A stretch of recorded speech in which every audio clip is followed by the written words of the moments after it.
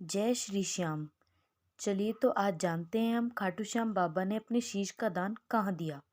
हरियाणा राज्य के पानीपत जिला में समालखा कस्बे से लगभग 5 किलोमीटर की दूरी पर स्थित चिलकुना गांव, जो आज चिलकुना धाम से प्रसिद्ध है, यही वह स्थान है जहां पर बाबा ने शीश का दान दिया था। चिलकुना धाम को कलिकाल का सर्वोत्तम तीर्थ स्थान माना गया है। चिलकुना धाम का संबंध महाभारत से जुड़ा है।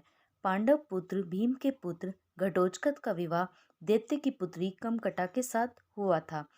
इनका पुत्र बर्बरीक था। बर्बरीक को महादेव एवं विजया देवी का आशीर्वाद प्राप्त था।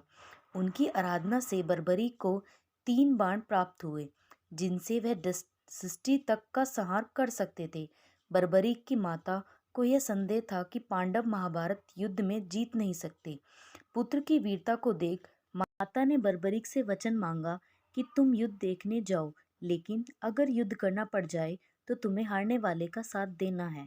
मात भक्त पुत्र ने माता को वचन स्वीकार किया, इसलिए उनको हारे का सहारा भी कहा जाता है। माता की आज्ञा लेकर बर्बरीक युद्ध देखने के लिए घोड़े पर सवार होकर चल पड़े। उनके घोड़े का नाम लीला था, जिससे लीले का अस्वार भी कहा जाता है। युद्ध में पहुंचते ही उनका विशाल रूप देखकर सैनिक डर गए। श्री कृष्ण ने उनका परिचय जानने के बाद ही पांडवों को आने के लिए कहा। श्री कृष्ण ने एक ब्राह्मण का वेश धारण कर बर्बरीक के पास पहुंचे। बर्बरीक उस समय पूजा में लीन थे। पूजा खत्म होने के बाद बर्बरीक ने ब्राह्मण के रूप में देखकर श्री कृष्ण को कहा कि मैं आपकी क्या सेवा कर सकता हूँ। श्री कृष्ण ने कहा कि जो मांगो क्या आप उसे दे सकते हो। बर्बरीक ने कहा कि मेरे पास देने के लिए कुछ नहीं है, फिर भी आपकी दृष्टि में कुछ है तो मैं देने के लिए तैयार हूँ। श्री कृष्ण ने शीश का दान मांगा। बर्बरीक ने कहा कि मैं शीश दान दूंगा, लेकिन एक ब्राह्मण कभी शीश दान नहीं मांगता। आप सच बताएं, कौन हो। श्री कृष्ण अपने वास्तविक रूप में प्रकट हुए तो उन्होंने पूछा कि आपने ऐसा क्यों किया।